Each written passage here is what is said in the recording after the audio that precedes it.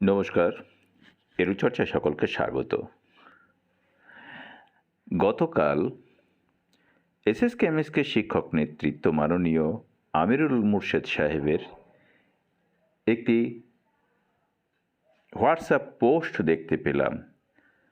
সেখানে তিনি যে পোস্টটি করেছেন একটু বিতর্কিত, তো সেই নিয়েই আমি তাকে ওভার টেলিফোন কিছু প্রশ্ন করেছিলাম।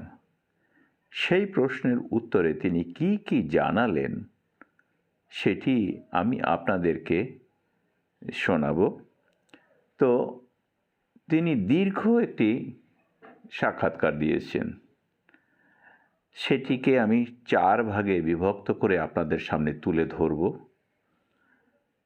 তো আশা করি আপনারা শুনলে বুঝতে পারবেন তার যে পোস্ট, সে পোস্টের অর্থ কী।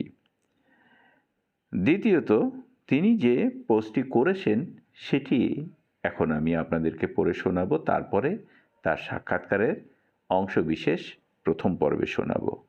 দ্বিতীয়, তৃতীয়, চতুর্থ পর্বে বাকি সাক্ষাৎকার আপনারা শুনতে পাবেন। তো চলুন প্রথমে আমি আমিরুল বাবুর যে পোস্টটি রয়েছে সেটি একটু পড়ে শোনাই।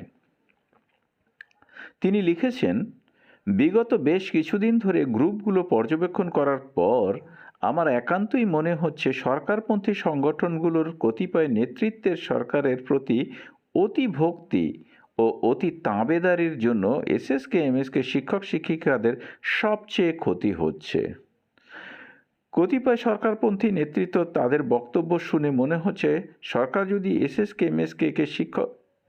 এসএসকেএমএসকে শিক্ষক শিক্ষিকাদের বেতন বন্ধ করে দেয় বা স্কুলগুলোকে তুলে দেয় তাহলেও তারা সরকারের প্রশংসা করবে। আমি এই দলের মধ্যে পড়তে চাই না। আমার মনে হয় সরকার যখন আমাদের জন্য কিছু করবে তখন তার প্রশংসা করব, আবার দীর্ঘদিন বঞ্চনা করে রাখলে তার সমালোচনা করাটা যথার্থ। এটাকে অনেকে বিরোধিতা মনে করতে পারেন, কিন্তু সেটা কখনোই বিরোধিতা করা নয়। এই ধরনের সমালোচনাগুলো ভুলগুলোকে শুধরে নেওয়ার জন্য করা হয়। শুধুই তাবেদারি করার জন্য সংগঠন করার পক্ষপাতী আমি নই। আমার বক্তব্য কেউ আঘাত পেয়ে থাকলে ক্ষমা করবেন। এসএসকেএমএসকে শিক্ষক শিক্ষিকাদের স্বার্থ রক্ষা করতে না পারলে সেই সংগঠন করার কোনো মানে হয় না বলে আমি মনে করি। তাই কথাগুলো লিখতে বাধ্য হলাম।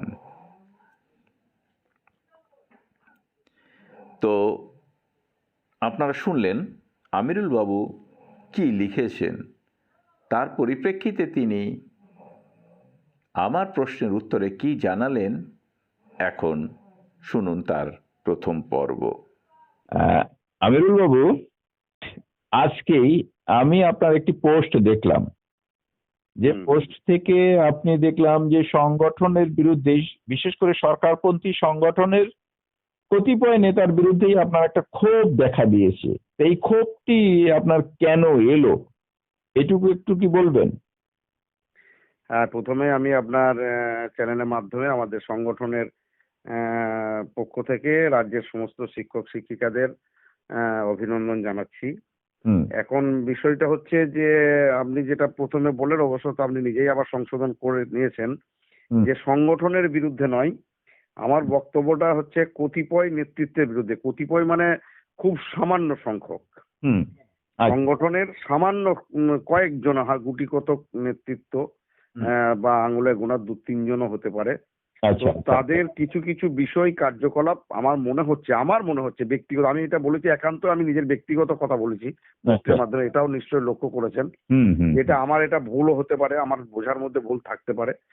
তো আমি দীর্ঘদিন ধরে, বিগত 2-3 বছর ধরে সাংগঠনিক কাজকর্মে যুক্ত থাকার পর, বিশেষ করে কলকাতা বিভিন্ন সভায় বা নিজেদের ভার্চুয়াল সভায় আলোচনা করে যেটুকু বুঝতে পেরেছি, আমাদের গুটি কয় নেতৃত্ব যে সরকার, আমরা সরকারপন্থী সংগঠন করি, সবই ঠিক আছে, সরকারের নির্বাচন কর্মসূচিতে অংশগ্রহণ করছি, সরকারকে জেতানোর জন্য নিজে নিজে এলাকায় স্ব এলাকায় যে যা সাধ্যমতো চেষ্টা করে যাচ্ছে।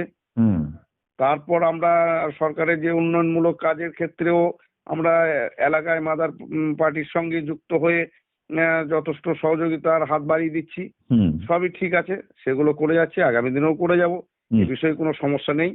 কিন্তু ঘটনা হচ্ছে আমরা তো যে সংগঠনটা করি, হুম এসএসকেএমএসকে সংগঠন, হ্যাঁ যে শিক্ষক সংগঠনের আমাদের যে মূল সংগঠন, হুম সেখানে যদি আমরা একটা শিক্ষকের প্রতিনিধিত্ব করতে গিয়ে হুম যদি শিক্ষকদের স্বার্থে কোনো কাজই না করতে পারবো আচ্ছা বা কাজ না করতে পারা, তাহলে সেই সংগঠন করার কোনো মানে হয় না। এটা একটা আমার প্রশ্ন। দ্বিতীয় কথা হচ্ছে হুম যে একটা জিনিস কথায় আছে, দেখবেন অন্যায় করা আর অন্যায় সহ্য করা দুটোই একই জিনিস, হুম হুম। দুটোই কিন্তু অপরাধ। সে তো রবীন্দ্রনাথের ভাষা, হ্যাঁ, অন্যায় যে করে আর অন্যায় যে অন্যায় যে সহে। তব হ্যাঁ, তব তার যেন তৃণ সমদহে। ঠিক ঠিক ঠিক। আমার এটাই হচ্ছে কথা, যে অন্যায় করাটা যেমন অপরাধ, হুম তেমনি চোখের সামনে অন্যায় হতে দেখাটা অপরাধ।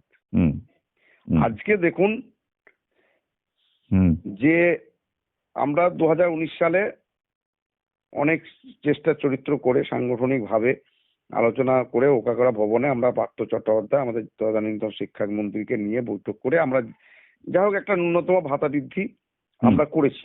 হুম তো তারপর থেকে আজ পর্যন্ত আর কোনো ভাতা বৃদ্ধি বলুন বা আর কোনো সুযোগ সুবিধা হয়নি। হুম সেটা ঠিক আছে, আমি ওই নিয়েও আমি বিশেষ বিতর্কে যেতে চাইছি না। হুম কিন্তু একটা যেটা সবচেয়ে বড় সমস্যা হচ্ছে, সেই সময় একটা অপশন দেওয়া হয়েছিল, সেটা আচ্ছা আপনার চ্যানেলের মাধ্যমে বিভিন্নভাবে বিভিন্ন চ্যানেল, সব চ্যানেলেই সেটা দেখানো হয়েছে বা জানি। হুম হুম তো সেই অপশনে যারা 60 অপশন নিয়েছিল হুম তারা, এবং সেখানে পরিষ্কার কথাই অপশন ফর্মে বলা হয়েছিল হুম যে এর পরবর্তী পর্যায়ে 65দের যারা 60 নেবে না, অর্থাৎ যারা এই অপশন গ্রহণ করবে না, হুম তাদের নাও এন্ড ফিউচার কোনো রকম কোনো বেনিফিট দেওয়া হবে না। হুম হুম হুম হুম অবশ্যই এটা বলা হয়েছিল। এটা বলা হয়েছিল। হুম এবার যারা ধরুন 60 নিয়েছিল, হুম তারা নিশ্চয়ই সরকারকে সমর্থন জানিয়ে নিয়েছিল, হুম সরকার অপশন দিচ্ছে মানে তার সমর্থন জানানো। হুম হুম এবার তারা 60 অপশন নেওয়ার পর তারা তো কোনো অপরাধ করেনি, না, তারা তো সরকারের সিদ্ধান্তকে স্বাগত সম্মান জানিয়েছে, জানিয়ে নিয়েছে। অবশ্যই তারা সম্মান জানিয়েছে, সরকার বলেছে যে একটা সুযোগ দেওয়া হবে। সুযোগ দেওয়া হবে। হ্যাঁ সেই সুযোগ আজও পর্যন্ত দেওয়া হলো না। হুম হুম এবার ভাবুন, যারা সেই সময় একটা সুযোগ পাবো এই আশা নিয়ে হুম 57-58 বছর বয়সেও 60 অপশন নিয়েছিল, হুম হুম আজকে তাদের মধ্যে বেশ কিছু সংখ্যক শিক্ষক রিটায়ার্ড করেছে হুম একেবারে কোনো বেনিফিট ছাড়াই। কোনো বেনিফিট ছাড়াই। হুম আজকে তারা যদি 60 অপশনটা না নিত, 65 অপশন, তাহলে আরো 5 বছর অন্তত তারা এই অনারিয়ামেই কাজ করতে পারতো। এই যে একটা সংকটময় মুহূর্ত, এই মুহূর্তে তারা বেতনটা অন্তত পেত। তারা বেতনটা অন্তত পেত এবং তারা আরো 5 বছর কাজ করতে পারতো। হুম তাহলে তাদেরকে কিভাবে বঞ্চিত করা হলো? হ্যাঁ, আমরা অবশ্যই। আমরা সেই সংগঠনের, সেই সরকারপন্থী সংগঠনের নেতৃত্ব হয়ে হুম এটা চুপচাপ চোখ বুজে সহ্য করা মানে অন্যায় করা এবং অন্যায়টা সহ্য করা একই শামিল। আচ্ছা, এই প্রসঙ্গে আপনাকে বলি যে তাহলে আপনি এর পরিপ্রেক্ষিতে সংগঠনের উদ্দেশ্যে কি বলবেন, যে এই যে যাদের সাথেদের রিটায়ারমেন্ট দিয়ে দেওয়া হচ্ছে, তার পরিপ্রেক্ষিতে আপনারা কি ধরনের আলোচনা বা আন্দোলন বা এর সমস্যার সুরাহা করতে চান, এটা যদি বলেন।